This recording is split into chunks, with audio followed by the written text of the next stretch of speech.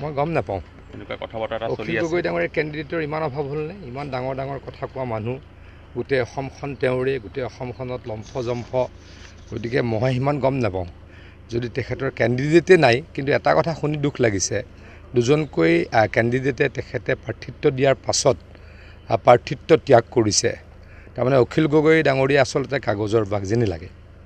গতিকে মই তেখেতৰ ভাল হোৱাটোৱেই বিচাৰোঁ, কিন্তু এনেকুৱা হ'ব বুলি মই ভবা নাছিলোঁ। কালি শৃংখল চলিহা আহিছিলে, তেওঁৰ লগত লগ কৰিছে। মই ইমান গম নাপাওঁ, কিন্তু আকৌ কৈছোঁ, অখিল গগৈ ডাঙৰীয়াই ইমান ডাঙৰ ডাঙৰ কথা ক'লে, অমুক কৰিম, তমুক কৰিম, অমুকক নাইকিয়া কৰি দিম। যদি তেওঁৰ দলৰ দুগৰাকী প্ৰাৰ্থীয়ে প্ৰাৰ্থিত্ব প্ৰত্যাহাৰ কৰা দেখিছোঁ, ডিগবৈত আৰু বোকাখাতত, এতিয়া গতিকে বাহিৰৰ পৰা প্ৰাৰ্থী আনিব লগা হৈছে যদি শুনিছোঁ, ডাঙৰ ঘটনা। নিৰ্বাচন যিটো প্ৰচাৰ, নিৰ্বাচন ভাল হ'ব বুলি ভাবোঁ। নিৰ্বাচন ভাল হ'ব বুলি ভাবোঁ। আচলতে অহাকালিহে আমাৰ নমিনেশ্যন ছাবমিশ্যনৰ লাষ্ট ডেট, গতিকে সময় আৰু বহুতো আছে। কিন্তু মই ভাবোঁ যে বিজেপিৰ বা NDAৰ খুব ভাল হ'ব।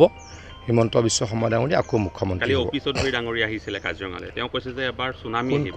অপি চৌধুৰী আপোনাৰ ছত্তীশগড়ৰ ফাইনেন্স মিনিষ্টাৰ। মই ইমান গম নাপাওঁ, কিন্তু মই ভালেই দেখিছোঁ, চবফালে মই ভালেই দেখিছোঁ। Thank you. আপুনি বিচৰা বাতৰি পাব কেৱল নিউজ 18 এপত। নিউজ 18 এপ ডাউনলোড কৰিবলৈ স্কেন কৰক এই QR কোড। গুগল প্লে ষ্টৰতো পাব এই নিউজ 18 এপ।